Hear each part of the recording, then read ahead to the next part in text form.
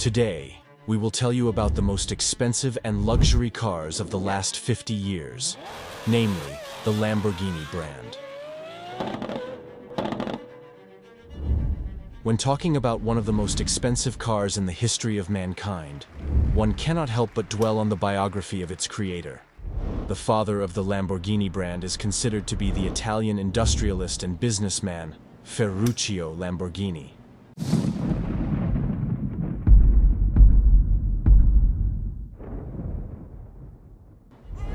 Ferruccio was born in 1916 into a family of ordinary farmers.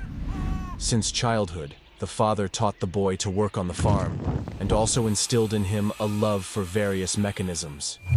Always, if something went wrong, be it a basic grain crusher or a hand tool, Ferruccio was next to his father and helped him with repairs. And by the age of 12, his parents noticed that the boy was very interested in small metal parts, from which he skillfully made something all the time. Seeing his son's passion in one of the barns of the farm, his father even created a small workshop for Ferrucci, equipped with all the necessary tools for design. This is how the boy slowly began to cast various parts for working equipment. One day, on a very ordinary day, Ferrucci was working in the workshop as always. Suddenly, when casting one of the parts, a spark falls on the wooden floor, and then within a couple of seconds it begins to burn. Only by miracle was his father nearby at that moment, who quickly figured out what to do, thereby being able to save his farm from a big fire. Despite such an incident, Ferrucci did not abandon his attraction, but only continued to study it. After graduating from school, the guy enters a technical university, where he easily acquires knowledge in the field of casting and welding, and received a professional license. Without wasting a day, he immediately got a job at a local forge, and in 1932, he became one of the apprentices of the blacksmith Gefrioli. Having gained experience and practice for 2 years, already in 1934 he changed his place of work and settled in one of the workshops in the city of Obologna, and where he worked directly with the military. It is worth noting that the guy was crazy about what he loved. Besides the fact that this work brought him a small income, he also liked it. This was probably the main thing. It is thanks to his love for this business that he will later build a career, by making contacts and learning blacksmithing. A year later, Ferrucci returns to his hometown of Cemtu. There, the young master opens his own workshop together with his friend, Marine Felippine. Then they were only 19 years old, but they were able to work together only for a short time, until in 1939, they were both drafted into the army. Until 1934, Ferrucci worked for the benefit of the army. He independently repaired military equipment, both domestic and imported. This circumstance greatly helped the young guy, because he was able to gain experience that he would definitely never have received at the university. In 1943, the island of Rhodes, where Ferrucci served, was captured by the Germans. Having learned that at the time of the capture the guy was the head of the workshop and the personal mechanic of the top management, the Germans without hesitation gave him a choice: prison and death, or work as a chief mechanic repairing German equipment. Of course, Ferrucci chose the case. And even when the war had already ended and the island became part of England, the talented master remained to live there until 1946, after which he nevertheless decided to return to his homeland. He tried in every possible way to transfer the knowledge he acquired at the front into real peaceful life. Already in 1948, he founded the Lamborghini Trattori Company, where he worked hard to simplify the lives of local farmers by giving them a car that would do. Some of the hard work is done for them. As strange as it may sound, in just a year of work, he invented the company's first vehicle. So, in 1949, Lamborghini Trattori released its first tractor of its own production. The engine was taken from a military truck, and Ferrucci had to design the tank with the evaporator himself. In general, almost all elements were borrowed or altered in their own way. The first few tractors were offered to local farmers, and they were so pleased with the work of the mechanic engineer that after a few months, they placed about a dozen more orders. Then the master was already 35 years old, and he thoroughly made his choice. He knew that he wanted to connect the rest of his life with the production of equipment, and therefore he took a risky step. Through his father, he takes out a loan from a local bank, with the guarantee for the entire family farm and tractor production workshop. Yes, it was risky, but he was confident in himself. With the amount received, he purchases 1,000 new Maurice engines intended for future tractors. In the first year, about 50 units of new equipment were sold, and the next year, 250. The Lamborghini tractor was in demand due to its inexpensive price, as well as ease of execution and quality of service. Any boy could fix this tractor. The company developed very rapidly. In the post-war years in Italy, working on the land was almost the only way to survive. The number of employees grew every year, as did the equipment, which was replaced almost every 2 years with new and better ones. Until 1960, Ferrucci was successfully engaged in the tractor business, until he decided to expand the scope of his business. This year, he opens another profitable enterprise, Lamborghini Bruciatori, which develops boilers, heating and cooling systems, and also services them, thanks to which almost all of Italy is gradually switching from coal heating of their homes to gas. Of course, the revenue from the two enterprises was very good, and in general, thanks to the well-coordinated work of the entire team and all the workers. The Italian economy, destroyed during the war, began to slowly grow. And here we come to, probably, the main question. How did Ferrucci come to the production of cars? It's very simple. Despite his professional interest in the tractor business, Ferrucci was also a car enthusiast. He often improved the cars he had, supplementing them with his own developments. For example, the first car in Ferrucci's hands was the Fiat 500 Topolino. But the businessman's heart was in a sports car. The first such car was the Alfa Romeo 1900 Sprint. In 1955, he decided to buy a Mercedes-Benz 300 SL, but quickly became disillusioned with it and sold it.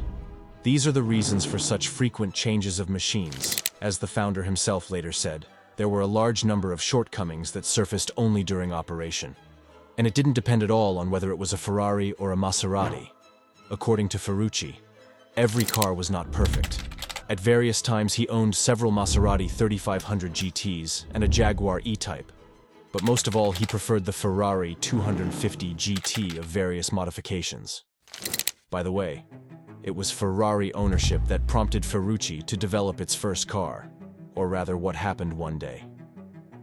The question of how the first Lamborghini car appeared was answered by Ferrucci's son Lamborghini after the death of his father. The thing is that one day Ferrucci came to the Enzo Ferrari factory to complain about the quality of the clutch in his Ferrari 250 GT. The father just wanted to talk to Enzo and perhaps even give him some advice and help him fix this problem. But to his surprise, the hot-tempered Enzo sent his father back to where he came from, with the wish to continue to work on his tractors, calling him provincial farmers, because in cars, and especially sports cars, according to Enzo, he does not understand anything, he said in one of the interviews with Ferrucci's son. The angry and humiliated Lamborghini returned to the factory, after which he, together with the chief foreman of the plant, disassembled the transmission in his Ferrari 250 GT, and discovered that the manufacturer of many parts was the same as in Lamborghini tractors. He simply found a suitable replacement in his warehouses, and after assembly, the problem was solved. It was then that Ferrucci promised himself to teach Enzo Ferrari a lesson. Ferrari had no idea how far Ferrucci would go to teach him a lesson. Having been inspired by the idea of creating his own high-speed car, Ferrucci quickly realized what it should be equipped with. The engine was developed by Joe Tobazzarina, who worked at Ferrari. The clutch was made identical to a tractor, and the idea of creating a body was helped to translate into reality by designer Frank Scolien. And already in 1963, the Ferruccis opened another company, now producing cars under the name Ferruccio Lamborghini. The first time his company's car appears is at the official opening of the 1963 Turin Motor Show, where the first of its kind and the Lamborghini creates a sensation among the public. Ferrucci immediately made it clear that his car was not created for racing and competition. It was created for good driving and pleasure. By the way, the car was only partially ready for its first appearance, but having received several dozen orders, in 1964 its design was finalized, launching serious production. At the next auto show in Turin, another car, the P400 model, was presented. Ferrucci was not particularly pleased with it, and, having modified it, by 1966 he released a new, improved version, with the new name Miura. No one expected such success.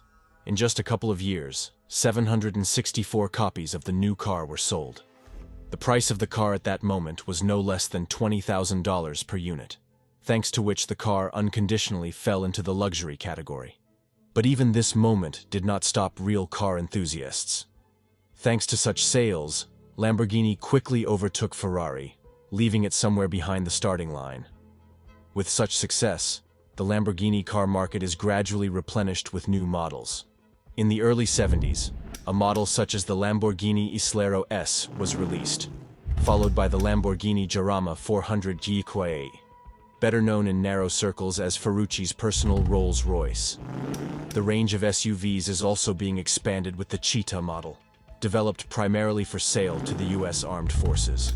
But another successful car with an unusual design and guillotine-type doors was the Lamborghini Countach, a model that accelerated to 300 kilometers per hour and became the first supercar in the Guinness Book of Records.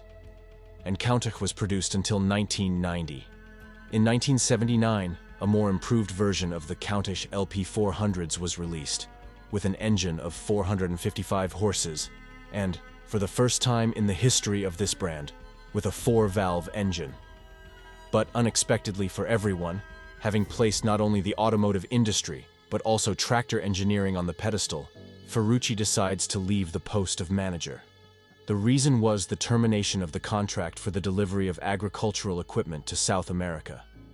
This is what plunged the company into a state of crisis, and from which, according to Ferrucci, there was only one way out.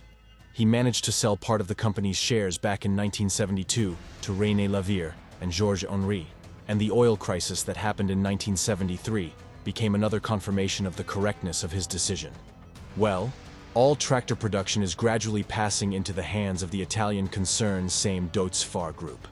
In 1974, he completely sold all the shares, and with the money he received, he bought a villa in Costaglione della Langa, where he began growing grapes and making wine, just a video of a quiet lifestyle. There, he also makes golf cars, and even once independently assembled a car for Pope John Paul II. Since Lamborghini's father left the company, several more models have been released that have become iconic in the automotive world.